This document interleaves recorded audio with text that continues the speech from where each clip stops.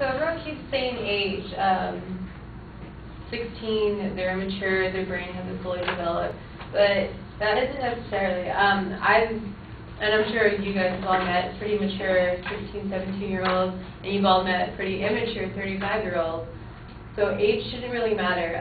According to Johnson and Keltler, they state that specific physical, cognitive, and visual abilities may decline with advancing age. However, there are large individual differences in the onset and degree of functional imperatives, so age alone is not sufficient enough to judge driving ability.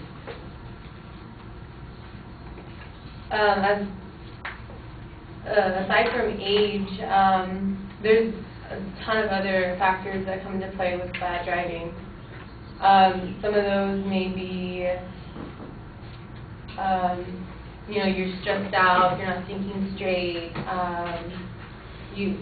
poor vision, health issues, just various other things besides age that play a bigger factor in poor driving and rate of accidents going up.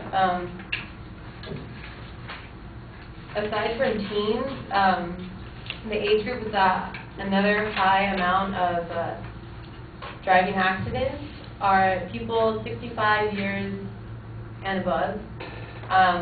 It's pretty much equal. The statistics for this are neck and neck. So from 2002 to 2006, the U.S. Department of Transportation, National Highway and Traffic Safety Administration conducted the following survey. It lists accidents of various ages, from restraint and unrestrained accidents, so if they have their seatbelt or no seatbelt. So in 2002, 16 through 20-year-olds had 5,655 accidents, and people 65 years and older had 5,314 accidents. In 2003, 16 and 20-year-olds had 5,288, whereas 65-year-olds had 5,388. In 2004, 16 and 20-year-olds had 5,159. 65 and up had 5,228. In 2005, 16 and 20-year-olds had 4,919. 65 and above, 5,107. And then in 2006, 16 and 20-year-olds, 4,842. And 65 and above, 4,659. Now, throughout the years, it does show that accidents of various ages have gone down, but on average, 65 and above have had the majority of accidents. As opposed to seniors having higher amounts of accidents, they also have a high number in dying in crashes.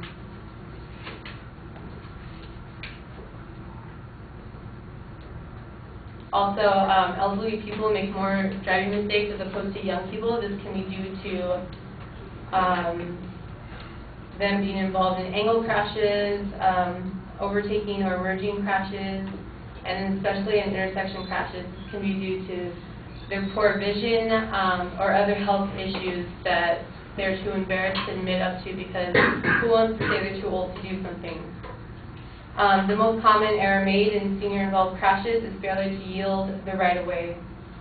Seniors are cited for this error more than younger drivers.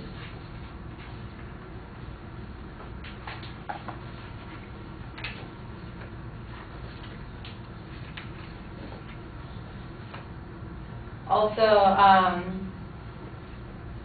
there's also statistics out on night versus day and what day of the week teens will have the most accidents versus elderly people as well.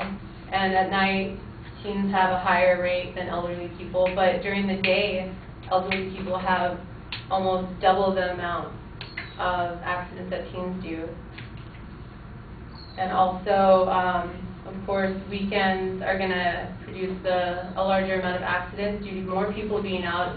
Aside from teens, there's going to be a majority of the population out. And also, teens, a lot of people are going to say that they're risk takers, but most of the accidents that they're involved in aren't involving a large amount of alcohol or drugs, being in the wrong side of the lane, not knowing the laws. It's just things, a majority is speeding, right of way, and improper turns. Now, there are a few ways to change the driving methods in teens to increase their safety. One way is, it was a study conducted by Charles and Ann Curley and their article in Vehicle Monitoring and the Driving Behavior of Teens. Pretty much what they do, they install a camera in the teen's car and other electric things, and when a teen speeds or a teen gets into an accident, everything is emailed to their parents, so their parents know exactly what happened, when it happened, and by doing this, the parents can take away driving privileges of teens. And another way, besides making driving safer, not just teens but everyone else, is installing more cameras at red lights. This will reduce speeding through yellow lights. It will also kind of a deterrent of I need to make the light, I need to speed. It'll make reckless driving decrease.